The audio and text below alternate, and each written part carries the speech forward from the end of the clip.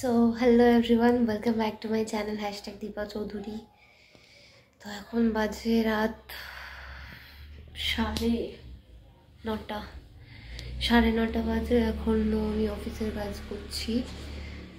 তো জানি না আর কতক্ষণ করবো, যাই হোক। তো আমি আমার কাজটা করি আর ব্লগটা আমি এখান থেকে শুরু করছি। অনেকদিন কোনো ব্লগ বানানো হয় না, তো এখনই ইচ্ছে করলো যে একটা ব্লগ বানানো যাক। কাজ করে করে আমার আর ভালো লাগছে না, তো একটু ব্লগ বানাই। তো যাই হোক, তোমরা দেখতে থাকো। আর একটু আগেই আমি কফি খেয়েছি। একটু আগে মানে তাও রাত্রির 8টার সময়। একদমই খাওয়া উচিত না, কাউকে রেকমেন্ড করবো না। ব্ল্যাক কফি খেয়েছি আর একটু মুড়ি ঝুড়ি ভাজা খেয়েছি, যেটাও কাউকে রেকমেন্ড করবো না, একদমই খাওয়া উচিত না। বাট আমার খুব খেতে ইচ্ছে করছিল, ওই জন্য আমি খেয়েছি।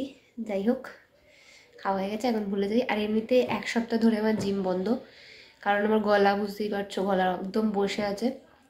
ওই জন্য 1 সপ্তাহ দিয়ে আমি জিমই যাইনি, একদমই জিম যাওয়া হয়নি। আসলে কি বলো তো, জিম আমি মেনলি যাই সকালবেলা, একদম ভোরবেলা করে।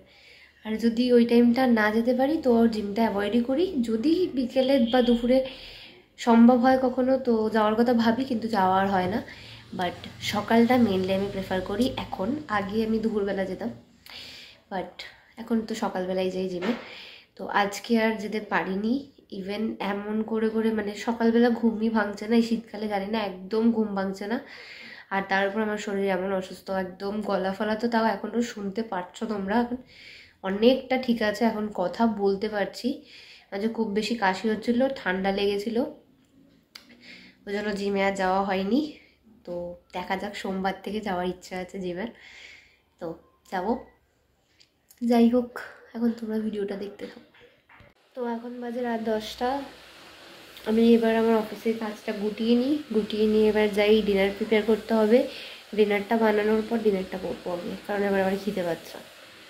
আর ডিনারটা করার আগে ডিনারটা আর কি রেডি করবো ততক্ষণ, কারণ ব্রকলি খাবো আমি, তো ব্রকলিটা কাট করতে হবে। তো ততক্ষণ আমি চালাবো তারক মেহতা কা উল্টা চশমা, সেটা দেখবো, তার সাথে সাথে ব্রকলিটা কাটবো। তোমরা এরকম কারা কারা করো নিশ্চয়ই আমাকে জানিও কমেন্টসে।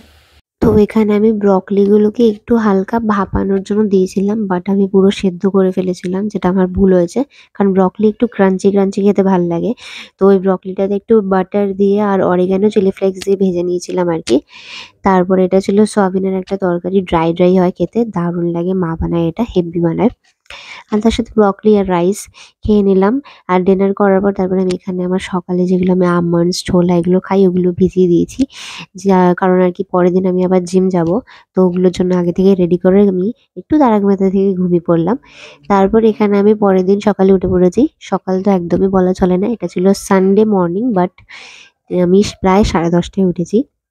তো ওঠার পর যে কাজগুলো আর কি থাকে, ঘর পরিষ্কার করা, রান্নাঘর পরিষ্কার করা, এগুলো করার পরে আমি এখানে আমার ব্রেকফাস্টের জন্য পোহা বানিয়ে নিয়েছিলাম। তো একটা রুটি আর কিছুটা পোহা, আর তার সাথে সকাল সকাল ব্ল্যাক কফি না হলে আমার আজকাল চলে না, আমি জানি না, আমার নেশা হয়ে গেছে এটা।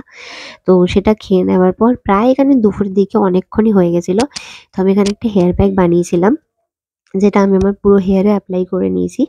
এটা হচ্ছে আগের দিন আমি না হেয়ারে আর কি মেথিকে না জলের মধ্যে বয়েল করে ওই জলটা আমি মাথার মধ্যে দিয়েছিলাম, পুরো স্কাল্পে দিয়ে রেখেছিলাম, স্কাল্প থেকে লেন্থেও। তারপরে ওটা আমার ড্রাই হয়ে যাওয়ার পর আমি চুল যেমন নর্মাল বেঁধে নিয়েছিলাম। তারপরে আজকে ভাবলাম যে মেথিটাকে ফেলে দেবো, ওই জন্য আমি ভাবলাম যে মেথির হেয়ার প্যাকটা ইউজ করে নিই, কারণ মেথির হেয়ার প্যাক দারুণ হয়, দারুণ এফেক্ট করে চুলের জন্য। একবার প্লিজ ট্রাই করো, প্লিজ। তো আমি ওই মেথিটাকেই, কিছুটা জলও ছিল আর কি মেথির ওই ফোটানো জলটা, ওই জলটা দিয়েই মেথিটাকে আমি মিক্স করে পুরো পেস্ট করে নিয়েছি, একদম মিহি পেস্ট করে নিয়েছি মিক্সিতে দিয়ে। আর তারপর তোমরা তো দেখতেই পাচ্ছ আমি পুরো হেয়ারে এটাকে অ্যাপ্লাই করে নিয়েছি। একটু মিক্সচারটা বেশি হয়ে গেছিলো আমার লেন্থ অনুযায়ী চুলের, বাট ঠিক আছে, আমি দিয়ে দিয়েছি, তাও ওয়েস্ট করিনি। তো এটা অ্যাপ্লাই করার পর না প্রায় 0.5 থেকে 45 মিনিট রাখবে। আমার প্রায় 1 ঘন্টা হয়ে গেছিলো আমি এটা রেখেছিলাম চুলে। তো ওই জন্য একটু মানে কি বলে, ড্রাই হয়ে গেলে শক্ত শক্ত হয়ে যায় না, ঠিক ওরকম হয়ে গেছিলো। বাট 0.5 থেকে 45 মিনিট স্ট্যান্ডার্ড টাইম, ওটাই রাখার চেষ্টা করবে যদি তোমরা কেউ অ্যাপ্লাই করো। আমি চাইবো নিশ্চয়ই করো একবার। তো এটা দেওয়ার পরে আমার অনেক একটু খিদে খিদে পেয়ে গেছিলো। তো আমি কি করলাম, হেয়ারটা তারপরে ওয়াশ করে যখন এসছি, ওয়াশ করে আসার পরে মানে একবার যে ওয়াশ করে এসছি, তারপর কন্ডিশনার দেবো, তার আগে আমি একটু মাঝে আমার একটু খেয়ে নিয়েছি। একটু রুটি দিয়েছিল মা, তার সাথে আঙুর ছিল, আর একটু আচার ছিল, আর ডিমের ভুজিয়া। তো এখানে আমি দেখতেই পাচ্ছ আমি হেয়ার ওয়াশ করে এসে গেছি already.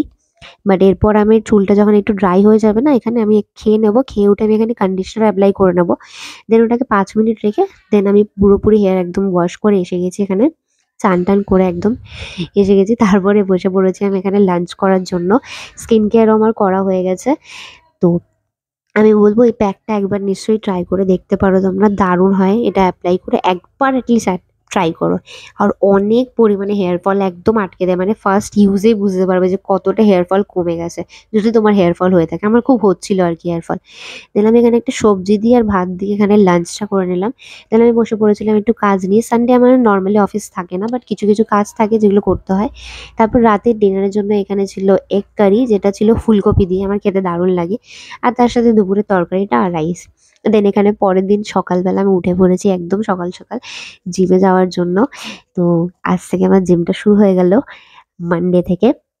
So thank you everyone, thanks for watching, like share and subscribe.